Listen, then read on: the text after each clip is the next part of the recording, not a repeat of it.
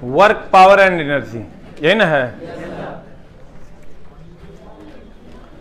पूरे फिजिक्स का सबसे important chapter, that is work, power and energy. इससे ज्यादा इंपॉर्टेंट चैप्टर्स नहीं है। अगर हमको कोई एक चैप्टर का नाम लेना पड़े पूरे साइंस में तो हम इसी चैप्टर का नाम लेंगे, रेलवे के लिए। ठीक है, तो आते हैं सर, हम लोग इसको पढ़ते हैं।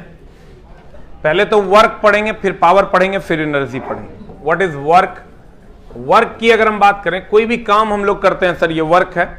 जैसे अभी आप पढ़ रहे हो, ये वर्क है।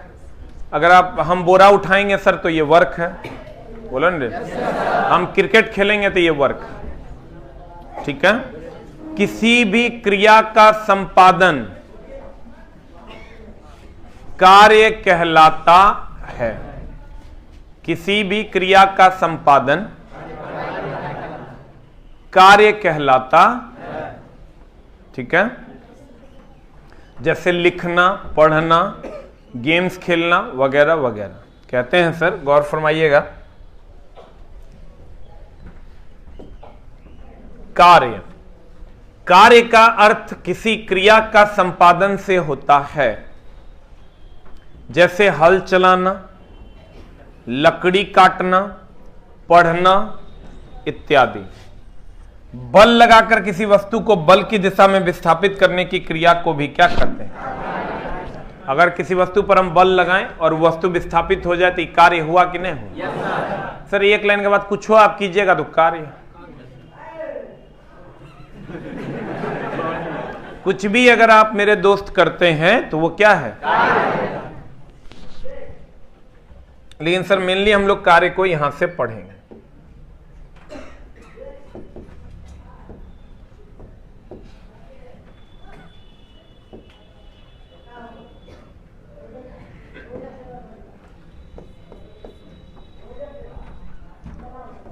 अगर मान लो ये कोई वस्तु है और आप इस पर इधर की ओर बल लगाते हैं और ये इधर विस्थापित होता है, इसके बीच का कोण थीटा है। ठीक है,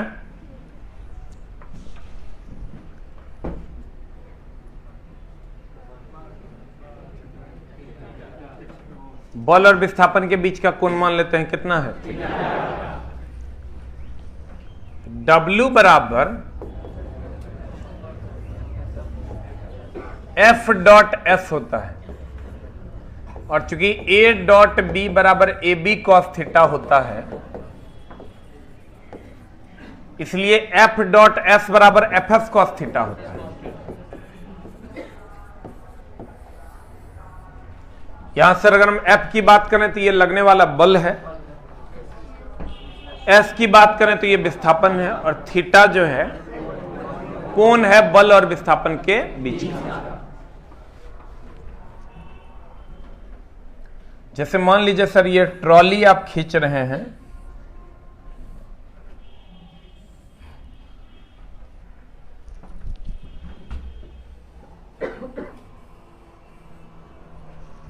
तो ये आप बल लगा रहे हैं, ये विस्थापन है और ये बल और विस्थापन के बीच का कोण क्या है? थीटा। मान लीजिए कोई व्यक्ति इस ट्रॉली को ऐसे खींच रहा है, तो सर ये जो आप लगा रहे हो ये बल है, ये दोनों के बल और विस्थापन के बीच का क्या है? और ये एस है। कहने का मतलब अगर आपको समझने में दिक्कतें आ रही है तो मान लीजिए कि ये ट्रॉली है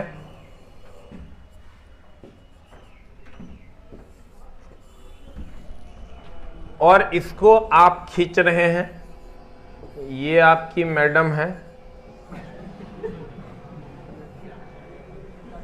खींचना तो आप ही को ना है सर, क्योंकि आप पुरुष पीड़ित समाज में रहते हैं।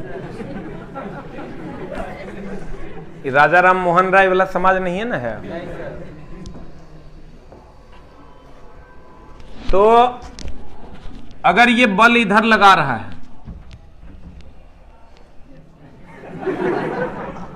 तो इधर विस्थापन होगा,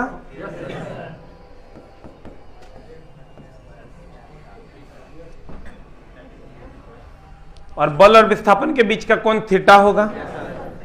बोला ना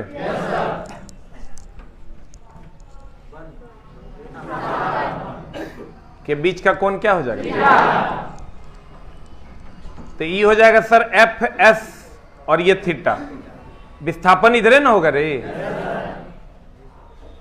यही फिगर हम लोग वहां बना देते हैं किताब के लैंग्वेज में और कहते हैं कि देखो रे बाबू, ये ऐसे बल लग रहा है और ये ऐसे विस्थापित हो रहा है, इन दोनों के बीच का कोण कितना है?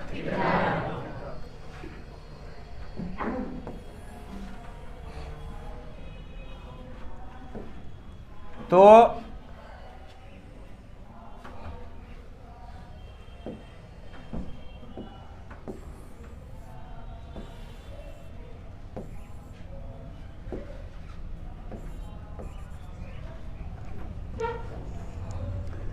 W बराबर होता है एफ एस कॉस थीटा।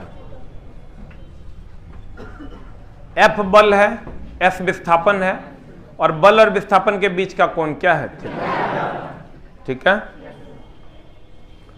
तो अब अगर इसका हम यूनिट निकालते हैं सर, W का यूनिट अगर हम निकालते हैं तो F का हो गया न्यूटन और विस्थापन का हो गया मीटर। बल का यूनिट न्यूटन है ना होता है। अब विस्थापन का मीटर हो गया तो न्यूटन हो गया, तो केजी।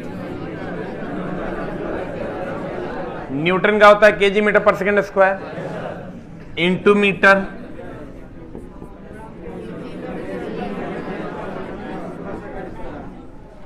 केजी मीटर स्क्वायर पर सेकंड स्क्वायर। और इसको हम लोग क्या देते हैं? जूल। रिकॉर्डिंग में लगा है ना? इसको हम क्या देते हैं? क्या? जूल। ये तो ऐसा ही मात्रक हो गया। अगर हम लोग सीजीएस मात्रक निकालते हैं तो सीजीएस मात्रक में चला केजी का हो गया ग्राम, मीटर का हो गया सेंटीमीटर स्क्वायर, अब पर सेकंड स्क्वायर है, इसको हम कहते हैं अर्ग। ठीक है। और 1 जूल बराबर तुम लोग भी पहले से पढ़ा होगा 10 टू द पावर 7। 1 जूल बराबर 10 टू द पावर 7। कार्य की कोई दिशा होती है क्या? तो कार्य की कोई दिशा नहीं होती, इसलिए कार्य एक अदिश राशि। कार्य की कोई दिशा नहीं होती, इसलिए कार्य एक अदिश राशि।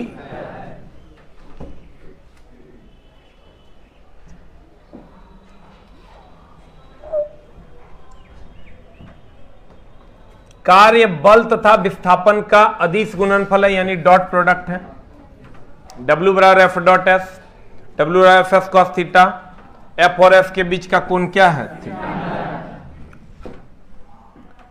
कार्य का ऐसा ही मात्रक न्यूटन मीटर केजी मीटर पर सेकंड स्क्वायर इंटू मीटर, इसको केजी मीटर स्क्वायर पर सेकंड स्क्वायर, इसको जूल कहते हैं। कार्य का सीजीएस मात्रक ग्राम सेंटीमीटर स्क्वायर पर सेकंड स्क्वायर, इसको अर्ग कहते हैं। 1 जूल बराबर 10 पावर 7 अर्ग। कार्य की बीमा ml स्क्वायर टी पर पावर -2 होती है। कार्य एक अदिश राशि। कार्य एक क्या है? अदिश राशि। अब आते हैं सर नेक्स्ट पॉइंट्स पे। जैसे हम लोग कहते हैं W बराबर एफ एस कॉस थीटा,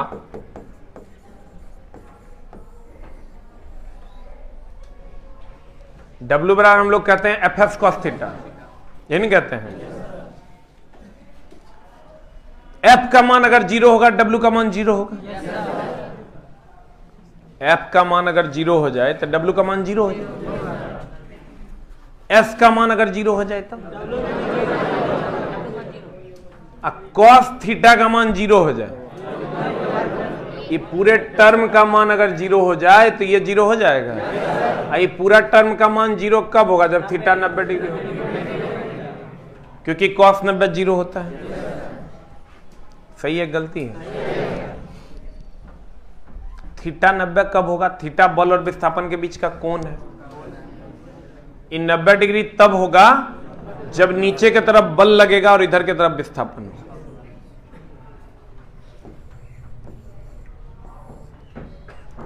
जब नीचे की तरफ बल लगेगा और इधर की तरफ विस्थापन होगा और बल और विस्थापन के बीच का कोण 90 डिग्री होगा।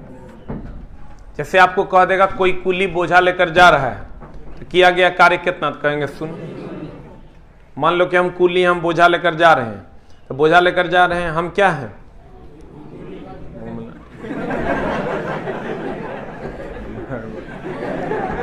कूली हैं। इतना मारेंगे, हड़बड़ा देंगे खट से, शर्म नहीं लगता है, मास्टर कूली बोलता है।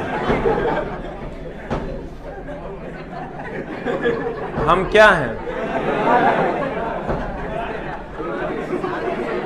सर, नीचे की तरफ बल लगेगा, इधर की तरफ विस्थापन होगा। अगर नीचे की तरफ बल लगे और इधर की तरफ विस्थापन हो या इधर की तरफ विस्थापन हो, तो किया गया कार्य कितना हो जाएगा, क्योंकि बल और विस्थापन के बीच का कोण 90 डिग्री। मान लेते हैं कूली कुबड़ा है, कूली कुबड़ा है तो ऐसे चलेगा, ऐसे चलेगा, तब भी बल नीचे लगेगा, विस्थापन इधर होगा, तब भी थीटा कितना 90। साफ एक लाल लंगड़ा कुछ रहेगा, अगर कूली ना किया गया कार्य शून्य हो। ठीक है, किसी भी प्रकार का अगर मामला होगा, कैसनो कूली चलेगा। मान लो कूली ऐठल है, कूली ऐसे ऐसे चल रहा है, तो ऐसे ऐसे चल रहा है, इसका मतलब तब भी बल इधरे लगेगा, विस्थापन इधरे हो, कार्य का मान 0 होवे करे। ठीक है, अगर मान लो कि 100 केजी का बोझा लेकर कोई 300 साल तक भी खड़ा रहेगा तो कार्य 0, क्योंकि विस्थापन 0। और विस्थापन 0 हो जाएगा तो ये 0 न हो जाएगा। पक्का?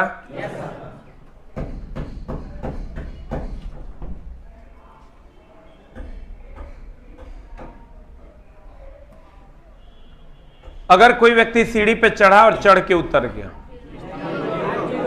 तो विस्थापन कितना, विस्थापन 0 हो जाएगा तो कार्य 0 हो जाएगा।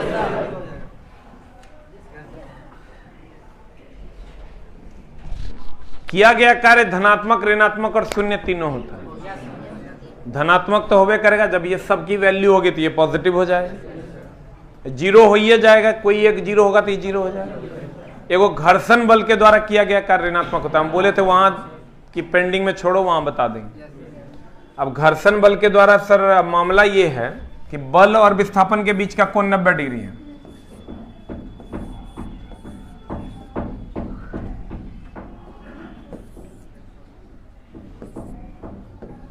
अगर दोनों सेम डायरेक्शन में है तो 180 डिग्री, दोनों सेम डायरेक्शन में है तो दोनों अगर अपोजिट डायरेक्शन 180, दालों में हो भातों में हो,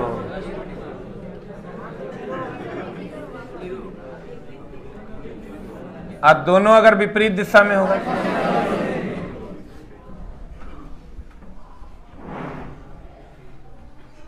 सही है, तो घर्षण बल गति के विपरीत दिशा में लगता है।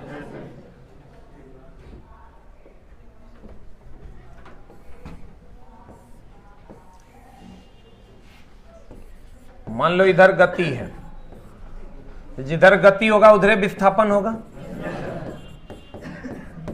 हम सर मेरी गति इधर की ओर है तो इधर विस्थापन होगा, और घर्षण बल इधर होगा।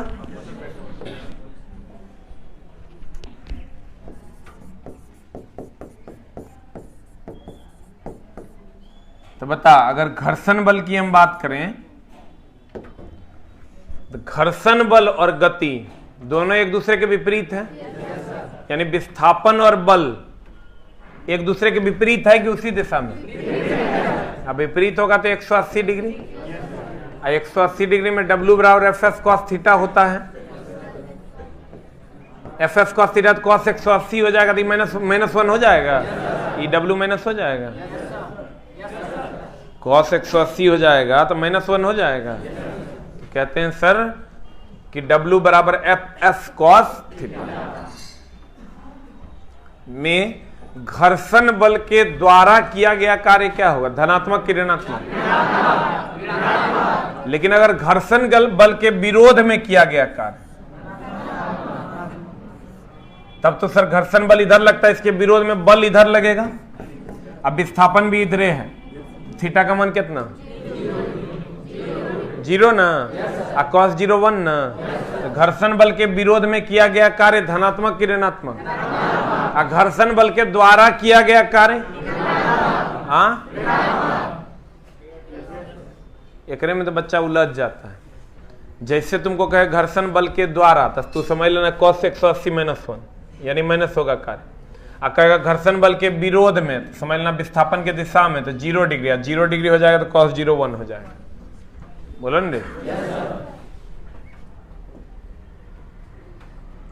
तो इसका मतलब हम ये कह सकते हैं कि किया गया कार्य धनात्मक, ऋणात्मक और शून्य तीनों हो सकता है। ऋणात्मक कार्य किसके द्वारा? घर्षण बल के द्वारा। ऋणात्मक कार्य होगा घर्षण बल के। Have you any doubt?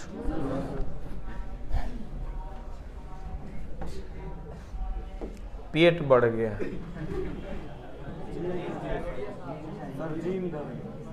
बहुत ज्यादा। ऐसे रहते तो ठीक रहता।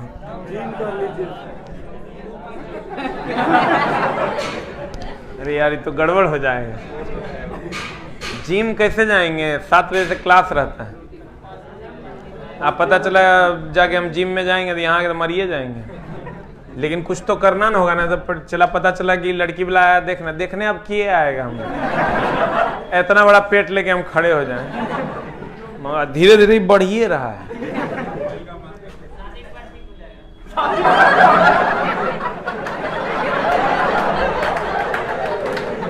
बात तालियों बजा रहा है।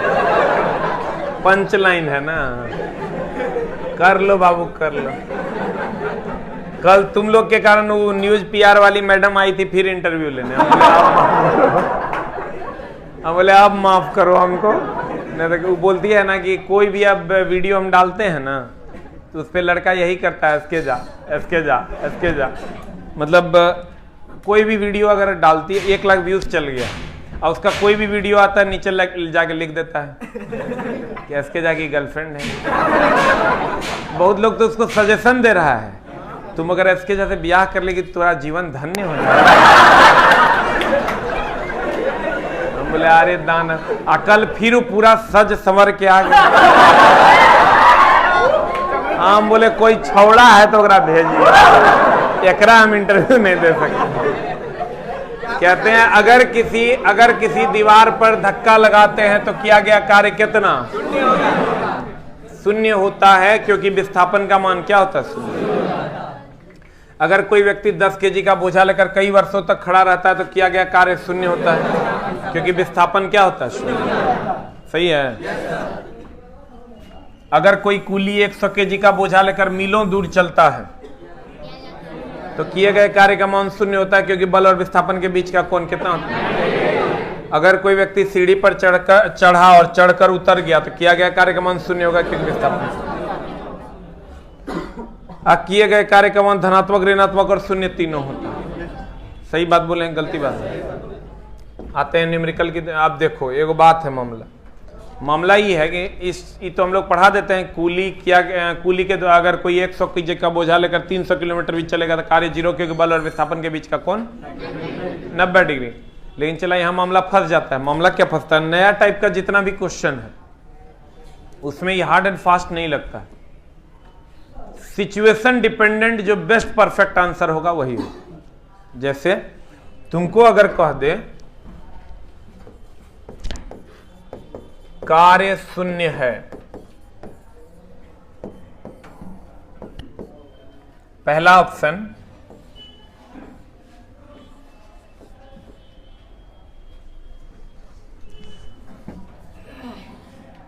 अगर कोई कुली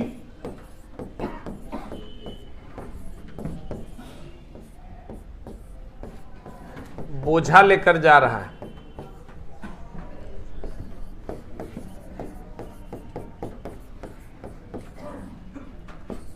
और दूसरा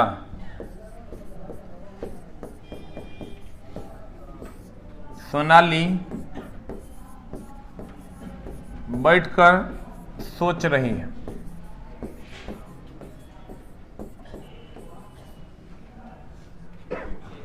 तो एक मिनट, हम अभी तुमको क्या पढ़ाएं कि अगर कोई कुली बोझा लेकर जाएगा तो किया गया कार्य शून्य होगा। लेकिन यहां दोनों में से कोई एक, अगर दोनों चुनना हो तब तो कोई दिक्कत ही नहीं है, लेकिन दोनों में से कोई एक अगर चुनना हो तो बेस्ट परफेक्ट होगा बी, क्योंकि सोनाली जो बैठी है उसमें विस्थापन 0 है, तो तुम कहेगा इसमें भी तो बल और विस्थापन के बीच का कोण 90 डिग्री है। तो सर कोई कुली ऐसे, हम यहाँ लॉजिक ये देंगे, कोई कुली ऐसे थोड़े चलता है 90 डिग्री पर।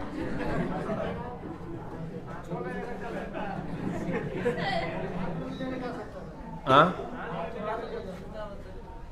थोड़ा मोड़ा तो झुक झाक कभी कभी करवे करेगा, तो एग्जैक्ट 90 डिग्री कभी नहीं होगा। बोलो ना, एग्जैक्ट 90 डिग्री कभी नहीं होगा। आप फिर दूसरा क्वेश्चन जाओगे ना, हम कहेंगे हाँ 90 डिग्री होगा, स्ट्रेटेज चलता है कुल। अब बोलेगा ऐसा क्यों रे मास्टर? सिचुएशन ऐसा है भाई, क्वेश्चन ऐसा पूछता है, तुमको क्या करना होगा, जो बेस्ट परफेक्ट लगे वही आंसर मार देना है। 10-12 क्वेश्चन है, जाके बना लो, बन जाएगा। खाली दिमाग में ये एडजस्ट करना कि जो बेस्ट परफेक्ट होगा वही हमारा उत्तर। क्लियर? यहां अगर मान लो देता है ए एंड बी बोथ, एक चीज का और ध्यान रखना, चला हम तेरा क्वेश्चन में तू कहां कहां फंसेगा वो हमरा पता है। तुम जब क्वेश्चन बनाओगे ना तो तुमको ये चीज खाली अगर तुम अपना कॉमन सेंस यूज करोगे कि कौन सा बेस्ट परफेक्ट है तब बनेगा। हमार हार्ड एंड फास्ट थ्योरी जाके लगा दोगे, क्वेश्चन नहीं बने। अब तुम कहोगे मास्टर ऐसा क्यों होता था? ऐसा इसलिए होता है कि कंपटीशन है चला, तो लॉजिकल ब्रेन टेस्ट किया जाता है कि तुम खाली बेस्ट परफेक्ट हो या समय के हिसाब से डिसीजन भी ले सकते हो। अगर कोई बेस्ट परफेक्ट है चला तो सबसे ज्यादा खतरनाक होता है। जो एकदम 100% परफेक्ट आदमी सबसे ज्यादा खतरनाक होता है, क्योंकि वो हर चीज में परफेक्शन खोजता है और लोग उसको पागल, हम लोग उसको पागल कहते हैं। अब जैसे वो क्लास लेने आएगा, उसको लगेगा कि ये सीधा नहीं है, इसको जब तक हम सीधा नहीं करेंगे उसका मेंटल स्टैंडर्ड जो है ना पढ़ाने पे और पढ़ने पे लगवे नहीं करेगा, क्योंकि वो 100% परफेक्ट आदमी है। उसको लगता है अगर ये तार उलझा हुआ रहेगा तो टूट जाएगा। उसको लगता है कि तार अगर उलझा हुआ है तो कहीं साउंड कम तो नहीं जा रहा होगा, तो सब चीज में परफेक्शन करेगा, इसे खड़ा करके सीधा कर लेगा और तब वो क्लास लेगा। लोग पागल कहते हैं। 100% परफेक्ट हार्ड एंड फास्ट अगर आप हो, इसका मतलब आप मनुष्य नहीं हो। आप मनुष्य तब हो जब आप सिचुएशन डिपेंडेंट कंडीशनल डिसीजन ले सकते। क्लियर? तो आपको ये लेना पड़ेगा तभी वो प्रश्न बनेगा, नहीं तो नहीं बने। ऐसा कभी नहीं पूछा था, इस बार के रेलवे ने जो पूछा इस पर प्रश्न, उस पर बहुत बड़ा प्रश्न चिन्ह है। और ये जो बात हम तुमको बता रहे हैं, जब सारे प्रश्न बनाइएगा आप, तब ये ओवरऑल आपके दिमाग में भी सेट होगा। दूसरा सेटिंग क्या करना है कि इस पर सवाल पूछे जाते हैं बहुत, न्यूमेरिकल जो पूछे जाते हैं सर सबसे ज्यादा इसी चैप्टर से पूछे जाते हैं। आपको क्या करना है कि थीटा के बारे में अगर क्वेश्चन चर्चा नहीं करें ना तो तुम भी 0 मान लो, कॉस थीटा को नहीं, थीटा को। नहीं समझा? अगर क्वेश्चन थीटा के बारे में चर्चा नहीं करता है तो तुम अपने मन से थीटा का मान बाबू मेरे सोना मेरे 0 मान लो। कॉस थीटा को 0 नहीं मानना। किसको? और नहीं तो अगर थीटा खोजने जाओगे सवाल नहीं बनेगा। ठीक है? नए देखो ई नोट कहीं मिलेगा?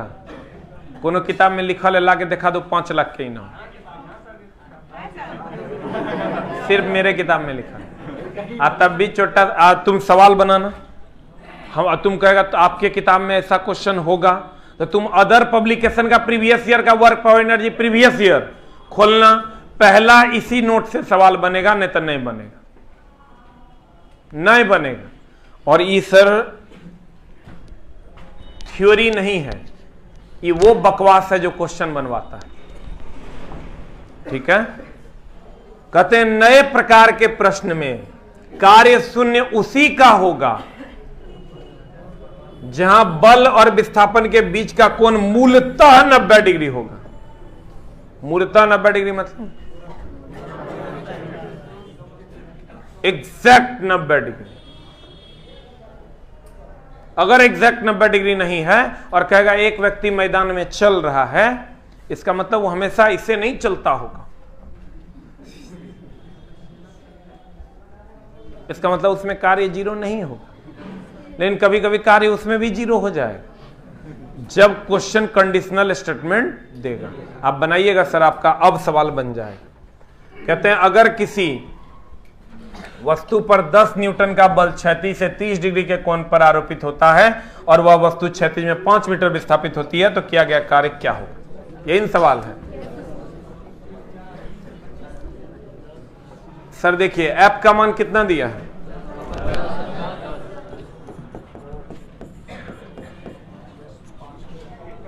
थीटा का मान दिया हुआ 30 डिग्री। कार्य मांग रहा WF का थीटा कर दें। एफ का मान है 10 5 इंटू कॉस 30, 50 इंटू √3/2 बराबर 25 √3।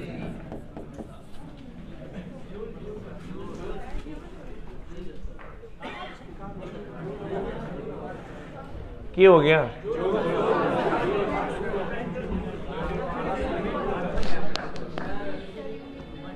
बच्चों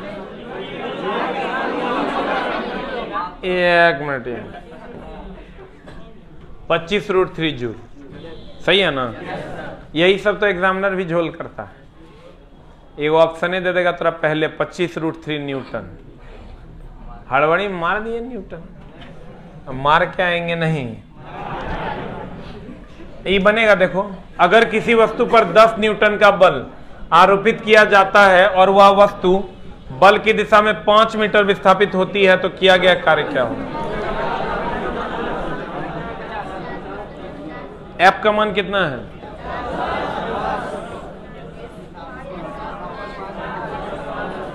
थीटा नहीं दिया हुआ है, कितना होता है? 0।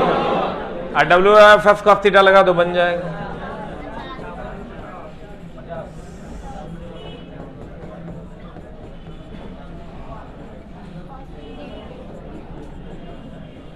होगा? Have you any doubt? कार्य धनात्मक, ऋणात्मक और शून्य तीनों होगा। थीटा का मान नहीं दिया हुआ रे, कुछ तो क्या ले लेंगे? 0 डिग्री लेंगे। एग्जैक्ट 90 डिग्री होगा तब एक कार्य 0 होगा। बोलो रे। अब अभी तोरा नहीं समझ में आ रहा तो क्वेश्चन जब बनाओगे ना तो तोरा खट से समझ में आ जाएगा कि मामला क्या है और कौन सा। तुम्हारा कॉमन सेंस लगा दोगे तो तुमको आंसर तक पहुंचने से कोई नहीं रोक सकता। नहीं तो हार्ड एंड फास्ट लगाओगे तो मामला हो जाएगा। ऊर्जा,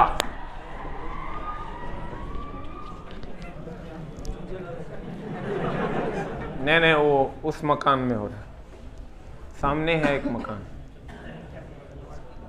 चक्रवर्ती सर शायद कोई पढ़ाते हैं। कार्य करने की क्षमता को ऊर्जा कहते हैं, कार्य करने की दर को शक्ति कहते हैं। दोनों अलग अलग बातें, दोनों अलग अलग कुछ वो करता है। कार्य करने की क्षमता को कहेगा ऊर्जा। गौर फरमाइएगा जनाब, क्या फरमाइएगा? कार्य करने की क्या क्षमता को, कार्य करने की शक्ति दर को क्या कहते हैं? शक्ति कहते हैं। बोलो ना? तो ध्यान से पहले तो एकरा बनाना। दूसरा, किसी भी प्रकार का कार्य हो, ऊर्जा हो, किसी भी प्रकार का, उसका अस्थायी मात्रक जूले होता है।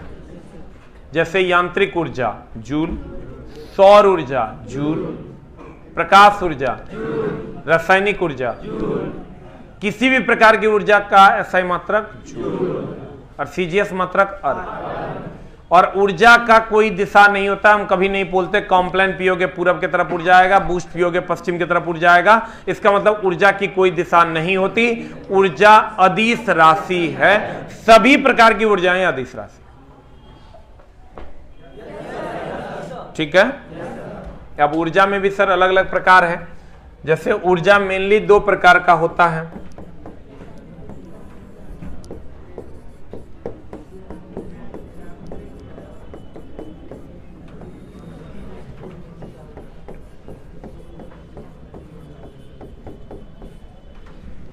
एगो यांत्रिक ऊर्जा, एगो गतिज ऊर्जा, यही ना होता है। भाग चट्टा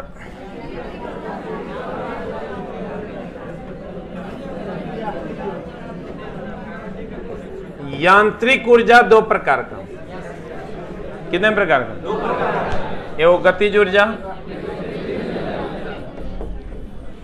और एक होता है स्थितिज ऊर्जा।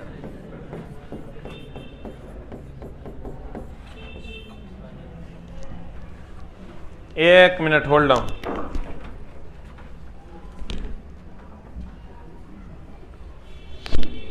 यांत्रिक ऊर्जा बराबर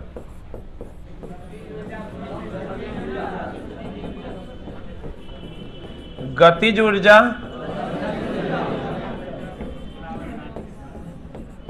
ऊर्जा कैसा है मतलब जूल न रे। यांत्रिक ऊर्जा बराबर होता है गतिज ऊर्जा प्लस स्थितिज ऊर्जा। गतिज ऊर्जा प्लस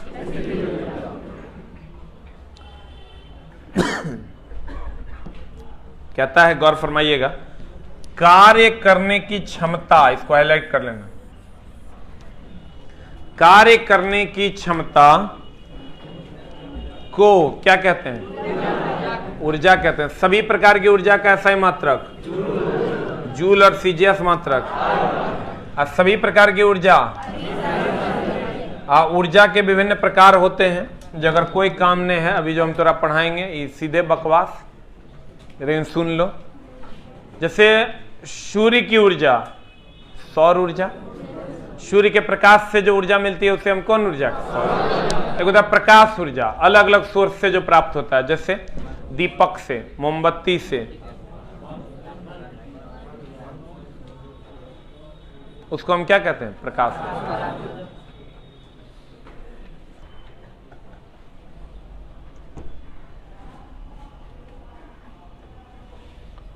रासायनिक ऊर्जा, रासायनिक केमिकल रिएक्शन से जो ऊर्जा प्राप्त होती है उसे रासायनिक ऊर्जा। ध्वनि ऊर्जा, ध्वनि के कंपन से जो प्राप्त होता है उससे ध्वनि ऊर्जा।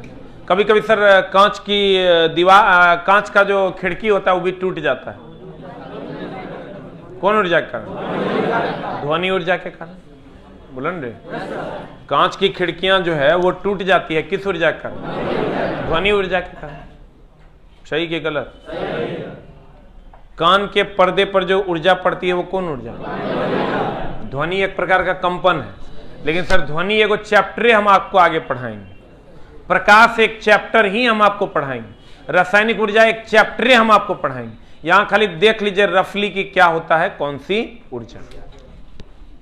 विभिन्न प्रकार की ऊर्जा अगर हैं तो पहला है द्रव्यमान ऊर्जा। अब द्रव्यमान ऊर्जा हो गया सर, चला E बराबर mc², नाम सुने हो?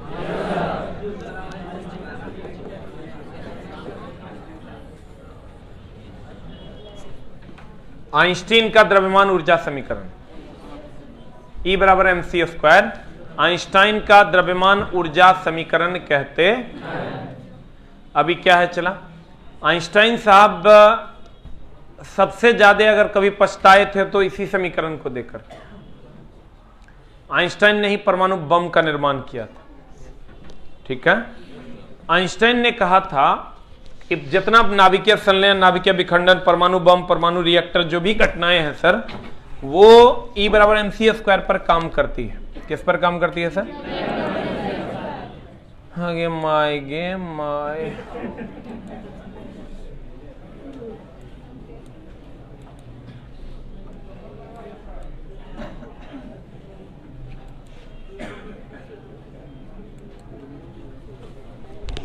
E बराबर किस पर काम करता है? इस सर देखो क्या कहता है, कहता है अगर 1 किलोग्राम यूरेनियम लोगे तो उसको ऊर्जा में परिवर्तित कर दिया जा सकता है, खाली उसमें आग लगा दो। खाली उसमें क्या लगा दो? यानी द्रव्यमान था तुम्हारे पास, उससे ऊर्जा में कन्वर्ट हो गया, तो इसको हम द्रव्यमान ऊर्जा कहेंगे। द्रव्यमान इज कन्वर्टेड इनटू किस में? ऊर्जा। अब देखो 1 किलोग्राम यूरेनियम अगर तुम लेते हो, E बराबर हो जाएगा m हो जाएगा 1 kg इंटू c²। प्रकाश का वेग 3, c प्रकाश का वेग है जिसका वैल्यू होता है 3 × 10⁻⁸ एकड़ स्क्वायर। ये हो जाएगा 1 गुना 9 गुना 10 पर पावर 16।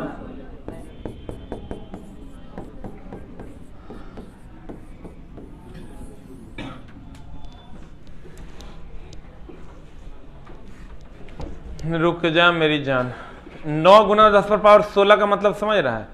1 किलोग्राम यूरेनियम से, मेनली यूरेनियम नाभिकीय संलयन, नाभिकीय विखंडन जो यूरेनियम से होता है, परमाणु बम वगैरह, उसी के लिए सिद्धांत। अब तुम कहोगे 1 किलोग्राम चावल सर, नहीं, 1 किलोग्राम यूरेनियम की बात के लिए यह समीकरण दिया गया था।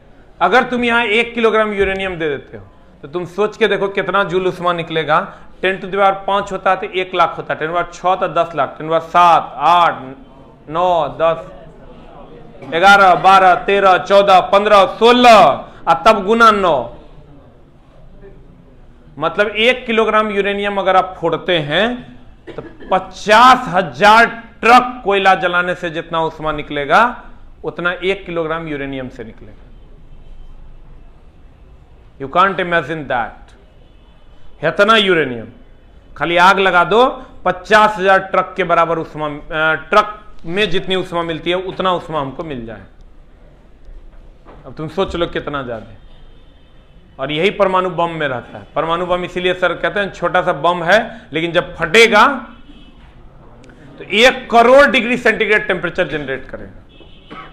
हम आप सर 100 डिग्री सेंटीग्रेड पर खाना बनाते हैं और हमारे यहां जो उपलब्ध लोहा है वो 1700 डिग्री सेंटीग्रेड पर गल जाता है। और जो सबसे हार्डेंड मटेरियल प्रकृति में हम लोग यूज करते हैं वो है टंगस्टन, जो 3700 डिग्री सेंटीग्रेड पर गल जाता है और 3700 डिग्री सेंटीग्रेड पर है। इसका सूर्य का तापमान है 6000 डिग्री सेंटीग्रेड। सूर्य से भी कितना गुना ज्यादा तापमान सर इसमें जनरेट होता है, that is 1 crore degree centigrade. इसीलिए सब देश एक दूसरे को परमाणु, नेता से वो की बुझाएगा परमाणु बम से की होता है। मोदी जी से पूछोगे परमाणु बम से कितना crore degree centigrade temperature generate होता है तो कहेगा पाकिस्तान से पूछो जाके। तो मामला ये है, नेता बनने के लिए चला क्वालिफिकेशन चाहिए, नहीं रहता है तो छोटा सा वो बुझेबे नहीं करता है कहां पर हम क्या कर सकते हैं। सबके वही हाल है। अब बताओ, अभी तुम चाइना वगैरह में जो नेता लोग बनता है तो उसके लिए क्वालिफिकेशन अनिवार्य है। इसीलिए आज देश जापान में क्वालिफिकेशन अनिवार्य है। आपको हर हाल में ये चीजें पार करनी होंगी तभी आप कर सकते हो। यहां तो सर अगर आप चाय भी बेचते हो तो आप प्रधानमंत्री बन सकते हो। हम चाय बेचते हैं, लेकिन अगर हम कुछ ना करें, लोगों को खाली ये कहें कि हमको बना दो, हम तेरा 20 लाख देंगे, देगा? बना देंगे। बस कुछ सर्टेन लाइन, कुछ सटीक लाइन बोल देना है और बन जाना है क्या? लेकिन चला जो लोग, अभी अरविंद केजरीवाल को तुम देख लो, उसका मजा ले लिया दिल्ली वाला, अब वो हटाता है। अब शीला दीक्षित कितनों बाबू बाबू करके मर गई। क्या हम तुम्हारे लिए इतना काम किया, सब समझ गया, तू हमारे लिए की काम की, हटा दिया ना। जब पढ़े लिखे लोग आने लगेंगे सर इसमें, तो पढ़े लिखे लोग का, नीतीश कुमार तो पढ़े लिखे हैं, इंजीनियरिंग किए हुए हैं, इलेक्ट्रिकल से, साफ है मूढ़मती है। मतलब उनको गाजा के अलावा और कुछ नहीं दिखता है। सरियाग देते हैं उधर कोने वो मामला है। अरे यार उधर जो है, अरे यार उधर, अरे जहां नीतीश कुमार जाते हैं, राजगीर, हाँ वही उनका राजभवन है, समझा? एकदम राजभवन का योग लिखा हुआ है। अभी तो अब दे दिया है कि तुम लोग धरना प्रदर्शन भी नहीं कर सकते हो, अगर करोगे तो केस हो जाएगा और जिंदगी में कभी सरकारी नौकरी नहीं हो। अब धरना प्रदर्शन कोई नहीं करेगा, सब सेटिंग होगा। कहता है चला कि यही है द्रव्यमान को ऊर्जा में परिवर्तित करना, दैट इज द्रव्यमान ऊर्जा समीकरण, ठीक है, जिसको आप E बराबर mc²। C क्या है? पदार्थ है, प्रकाश का वेग है। द्रव्यमान ऊर्जा हो गया, सूर्य की ऊर्जा हो गई, नाभिकीय ऊर्जा हो गई, ध्वनि ऊर्जा हो गई, रासायनिक ऊर्जा हो गई, प्रकाश से ऊर्जा हो गई, उष्मा से ऊर्जा हो गई, विद्युत से ऊर्जा हो गई, यांत्रिक से ऊर्जा। सही है? अब कहता है यांत्रिक ऊर्जा मुख्यतः एक से 12 बार क्वेश्चन पूछा, घटा बढ़ा के। यांत्रिक ऊर्जा दो प्रकार का, गतिज ऊर्जा और स्थितिज ऊर्जा। और यांत्रिक ऊर्जा, गति ऊर्जा प्लस स्थितिज ऊर्जा बराबर यांत्रिक ऊर्जा। एकरा तुम देखना, अगर तुम्हारे पास प्रीवियस ईयर होगा तो यहां से कितना सवाल पूछा, आगे पीछे करके करता है। जैसे प्लस में इक्वेशन है ना, इसको उस साइड लेके जाएगा, इसको माइनस में कर देगा वगैरह वगैरह, तो तुम कर लेगा ना। एक्स, अरे वाई बराबर अगर एक्स प्लस जेड है तो इसको किसी ने पूछेगा नहीं, बना देगा। अब गतिज ऊर्जा, एक लाइन के बाद है सर, गति के कारण जो कार्य करने की क्षमता होगी गतिज ऊर्जा, स्थिति के कारण जो कार्य करने की क्षमता होगी। जैसे अगर सर अगर हम दौड़ रहे हैं, मेरे में गति है, तो मेरे सामने कोई आएगा ठोक देंगे, बोलन रे, तो मेरी गति के कारण उसमें कार्य करने की क्षमता आ गई।